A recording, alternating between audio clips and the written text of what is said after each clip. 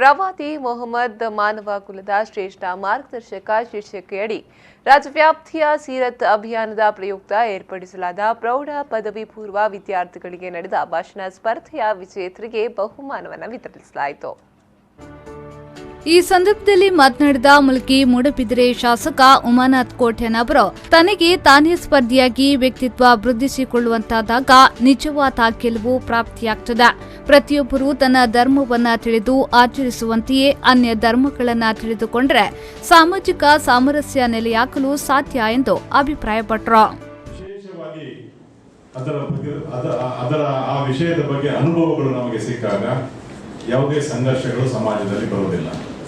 ಇದು ಯಾವ ಸಂದರ್ಭದಲ್ಲಿ ಬರಬೇಕು ಅಂತ ಹೇಳಿದ್ರೆ ವಿದ್ಯಾರ್ಥಿ ದೆಸೆಯಲ್ಲಿ ಇದು ಸಿಗಬೇಕು. ನಮಗೆ ವಿದ್ಯಾರ್ಥಿ ದೆಸೆಯಲ್ಲಿ ಸಿಕ್ಕಿದಾಗ ಅವನವನ ಧರ್ಮ ಅಥವಾ ಅವನವನ ಮತ ಅವನವನಿಗೆ ದೊಡ್ಡದು, ಎಲ್ಲರೂ ನಾವು ಮನುಷ್ಯರು, ನಾವು ಸಮಾನರು ಎಂಬ ಭಾವನೆ ಅಲ್ಲಿಂದ ಪ್ರಾರಂಭ ಆಗ್ತದೆ.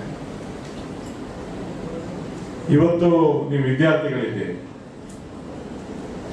ಶಾಲೆಗೆ ಕಾಲೇಜಿಗೆ ಕಲೀಲಿಕ್ಕೆ ಅಂತ ನಿಮ್ಮನ್ನು ತಂದೆ ತಾಯಿಗಳು ಕಲಿಸ್ತಾರೆ, ನೀವು ಸ್ವಲ್ಪ ಬರ್ತೀರಿ ಕಲೀಲಿಕ್ಕೆ ಅಂತ. ಅಂದ್ರೆ ಕಲಿಯುವುದು ಒಂದೇ ನಮ್ಮ ಜೀವನದ ಮೂಲ ಉದ್ದೇಶ. ಅಥವಾ 100 ಮಾರ್ಕ್ ತೆಗೆಯಬೇಕು, 99 ಮಾರ್ಕ್ ತೆಗೆಯಬೇಕು, 90 ಮಾರ್ಕ್ ತೆಗೆಯಬೇಕು, ಇದೇ ಗುರಿಯಲ್ಲ. ಕಲಿಕೆಯೊಟ್ಟಿಗೆ ಪಠ್ಯೇತರ ಚಟುವಟಿಕೆಗಳಲ್ಲಿ ನಾವು ಭಾಗಿಯಾಗಬೇಕು.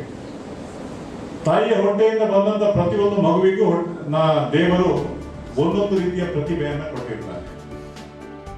ಶಾಂತಿ ಪ್ರಕಾಶನದ ವ್ಯವಸ್ಥಾಪಕ ಮೊಹಮ್ಮದ್ ಕುಂಜೆ ಅಭಿನಂದನಾ ಭಾಷಣವನ್ನ ಮಾಡಿ ಪ್ರತಿಯೊಬ್ಬರೂ ತನ್ನನ್ನು ಮೊದಲು ಗೌರವಿಸಬೇಕು, ತನ್ನ ಗೌರವಕ್ಕೆ ಚ್ಯುತಿ ಬಾರದಂತೆ ನಡೆದುಕೊಳ್ಳುವವರಿಗೆ ಇತರರನ್ನ ಗೌರವಿಸೋ ಮನೋಭಾವ ರೂಢಿಯಾಗ್ತದೆ ಎಂದು ಹೇಳಿದ್ರು. ಅವರವರ ಬಗ್ಗೆ ಗೌರವ ಇರಬೇಕು, ನಾನು ತಿಳಿಬೇಕು, ನಾನೊಬ್ಬ ರೆಸ್ಪೆಕ್ಟೆಡ್ ಮನುಷ್ಯ, ನನಗೆ ರೆಸ್ಪೆಕ್ಟ್ ಇದೆ. ಪ್ರತಿಯೊಬ್ಬರು ಕೂಡ ಅವರವರನ್ನು ಗೌರವಿಸಬೇಕು. ಪ್ರವಾದಿಯವರು ಹೇಳಿದರು, ಪ್ರತಿಯೊಬ್ಬರು ಅವರವರಿಗೆ ರೆಸ್ಪೆಕ್ಟ್ ಕೊಡಬೇಕು. ನನಗೆ ಗೊತ್ತಿರಬೇಕು ನಾನೊಬ್ಬ ಗೌರವಾನ್ವಿತ ಮನುಷ್ಯ. ಹಾಗೆ ನೀವೆಲ್ಲ ತಿಳಿಯುವುದಾದರೆ ನಮ್ಮ ಗೌರವಕ್ಕೆ ಕುಂದುಂಟಾಗುವ ವರ್ತನೆಗಳು ನಮ್ಮಿಂದ ಉಂಟಾಗುವುದಿಲ್ಲ. ಯಾಕೆಂದ್ರೆ ನನಗೆ ಗೊತ್ತಿಲ್ಲ ನಾನೊಬ್ಬ ಗೌರವಾರ್ಹ ವ್ಯಕ್ತಿ. ನನ್ನ ಗೌರವಕ್ಕೆ ಕುಂದುಂಟಾಗುವ ಕೆಲಸ ನಾನು ಮಾಡಬಾರ್ದು, ನನ್ನ ಗೌರವಕ್ಕೆ ಕುಂದುಂಟಾಗುವ ಮಾತು ನಾನು ಆಡಬಾರ್ದು, ನನ್ನ ಗೌರವಕ್ಕೆ ಕುಂದುಂಟಾಗುವ ವರ್ತನೆ ನನ್ನಿಂದ ಆಗಬಾರದು. ಹಾಗೆ ಪ್ರವಾದಿಯವರು ಹೇಳಿದ್ರು, ನೀವು ನಿಮ್ಮನ್ನು ಗೌರವಿಸಬೇಕು, ಪ್ರಥಮವಾಗಿ ಮಾಡಬೇಕಾದ ಕೆಲಸ. ಮುಖ್ಯ ಅತಿಥಿಯಾಗಿ ಆಳ್ವಾಸ್ ಕಾಲೇಜಿನ ಪ್ರಾಂಶುಪಾಲ ಡಾಕ್ಟರ್ ಕುರಿಯನ್ ಅವರು ಮಾತನಾಡಿ, ನಗು, ಸಂತೋಷ, ಪ್ರೀತಿ, ಅಸೂಯೆ ಇವುಗಳಲ್ಲಿ ಹೇಗೆ ವರ್ಗೀಕರಣ ಸಲ್ಲದೋ ಹಾಗೆಯೇ ನಂಬಿಕೆಗಳಲ್ಲೂ ವರ್ಗೀಕರಣ ಸಲ್ಲದೋ. ಇತರರ ನಂಬಿಕೆಗಳನ್ನ ಅಲ್ಲಗಿಳಿಯುವವರು ನಿಜಕ್ಕೂ ಅಪನಂಬಿಕೆ ಬಿತ್ತುವವರು ಮತ್ತು ಅಂತವರು ಅಪಾಯಕಾರಿ ಯಂತ್ರ. ಸಮಾರಂಭದ ಅಧ್ಯಕ್ಷತೆಯನ್ನ ಸೀರತ್ ಅಭಿಯಾನ ಸ್ವಾಗತ ಸಮಿತಿಯ ದಕ್ಷಿಣ ಕನ್ನಡ ಜಿಲ್ಲಾಧ್ಯಕ್ಷ ಡಾಕ್ಟರ್ ಸಿಪಿ ಹಬೀಬ್ ರೆಹಮಾನ್ ವಹಿಸಿದ್ರು.